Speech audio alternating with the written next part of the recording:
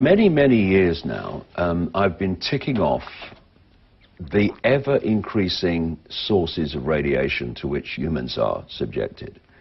And they are so numerous and being added to all the time.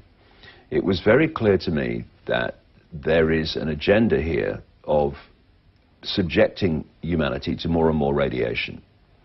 It's a long story and many, many elements to why, but the fact that they're doing it is becoming obvious. And so when the explosions at Fukushima happened in Japan, from my perspective, having looked at this over a number of years, it was just too much of a gift to this cabal, given the scale, the stunning scale of radiation that not only was released immediately, but has gone on being released ever since. And, you know, there's reports recently out of Europe of finding these high levels of radiation, and it's like, where's it coming from? Well, there's a very good chance of where it's coming from, because Fukushima has been pouring this stuff out incessantly, day after day after day.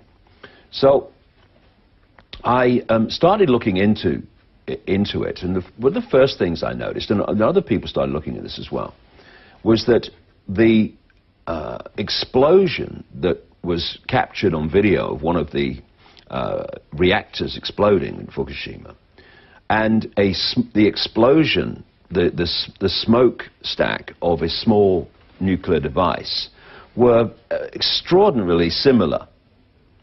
So I then started looking at anything that could have explained this.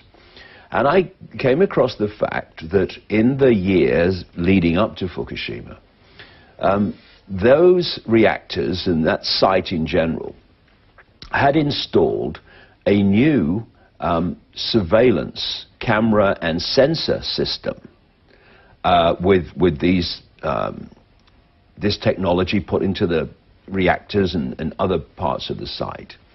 And when you look at it, you know today that technology is getting ever lighter, it's getting ever smaller, and yet when you looked at these cameras and sensors that were installed into Fukushima in the months before this happened, they were like ludicrous. You know, you get these little tiny kind of mobile phones now, and yet when mobile phones started, they were about that blooming big, and you're as old as you here with two hands, you know. Well, that was the kind of difference between the kind of surveillance technology you see normally now and these things.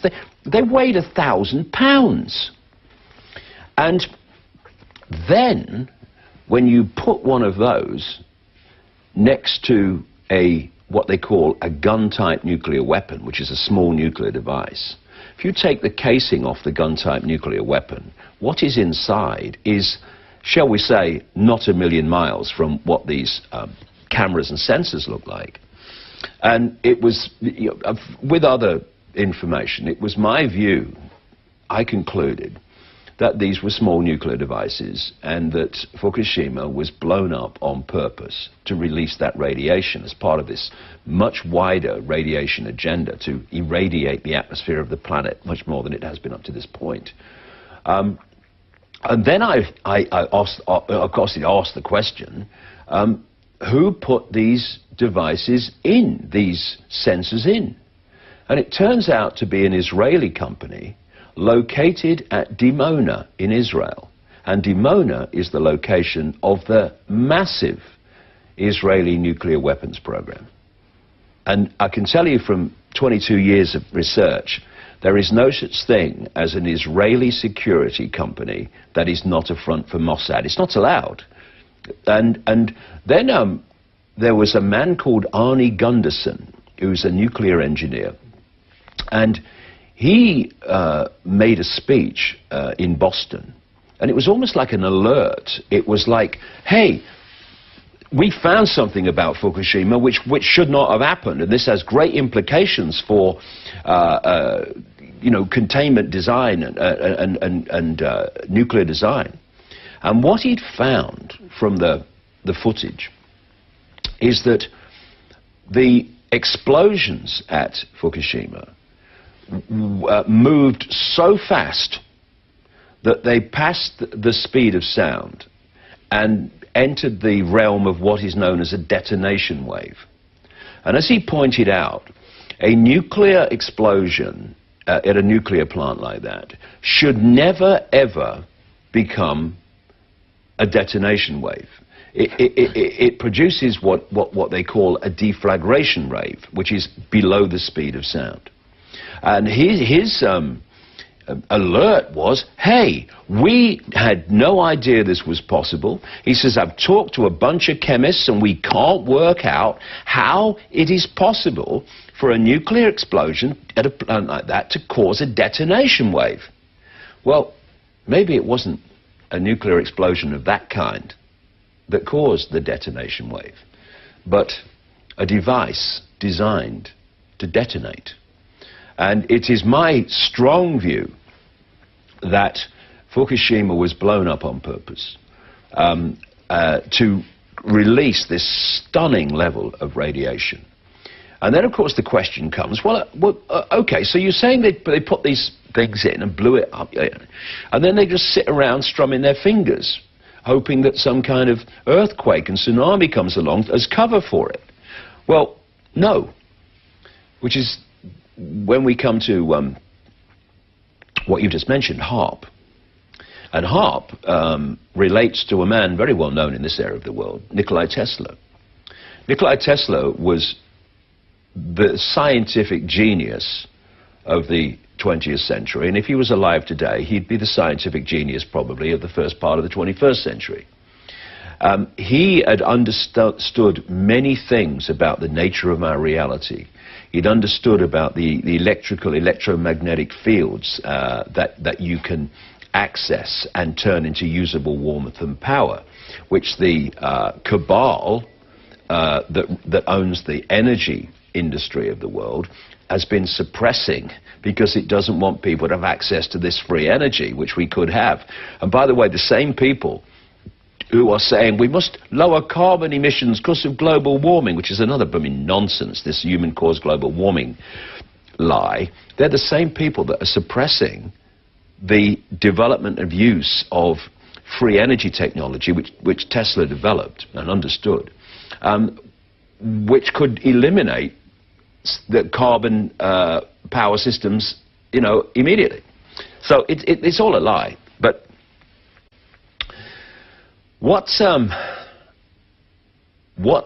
HAARP does is it fires radio waves, very, very focused and very powerful, into the upper atmosphere known as the ionosphere, and it entrains, as they say. It gets the ionosphere to vibrate in sympathy with the radio wave. And this creates a situation where this entrainment adds massive, massive, massive power to the original radio wave, and then it's bounced back to Earth, massively greater power, and they can hit a specific spot on the Earth.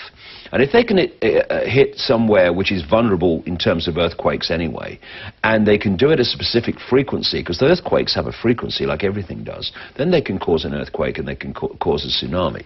And they can cause, with the same principle, they can cause very great extremes of weather, like hundreds of unprecedented tornadoes that appeared in 2007 and killed hundreds of people in America.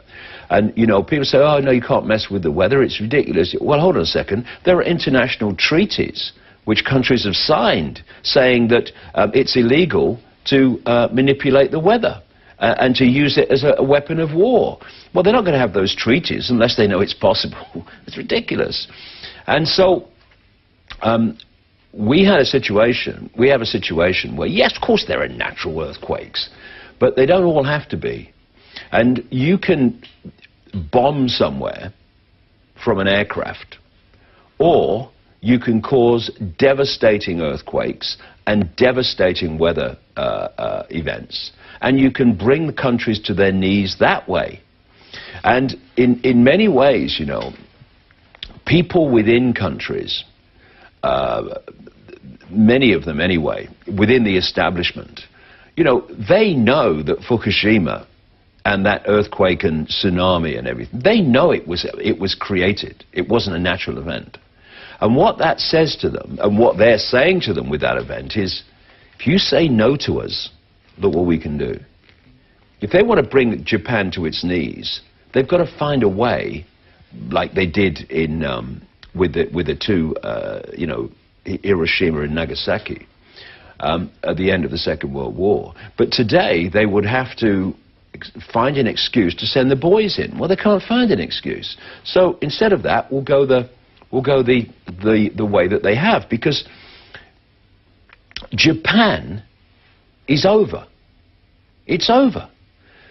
The amount of radiation that has been released into the Earth's atmosphere is potentially catastrophic.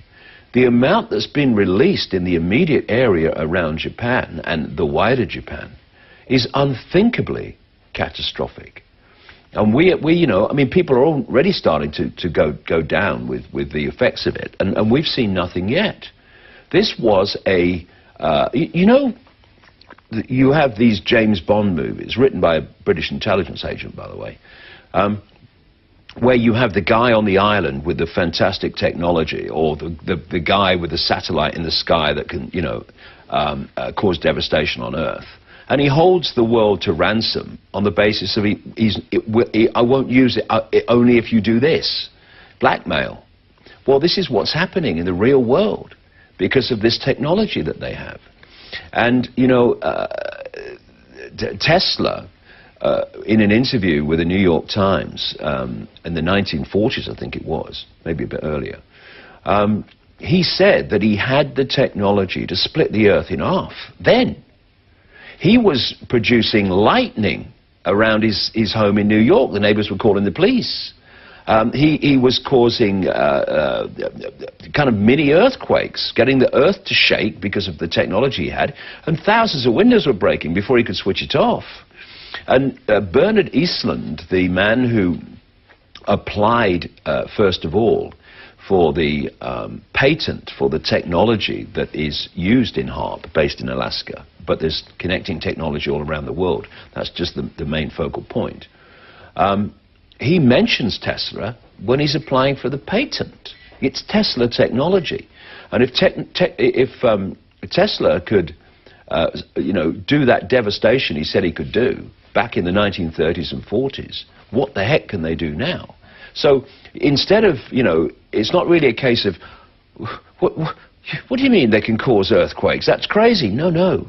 Causing earthquakes is a piece of cake for this technology. And thus, you know, you have a situation in 2010 when in the run-up to it, in the years running up to 2010 around Haiti, it was established that there were major resources under the sea in Haiti waters.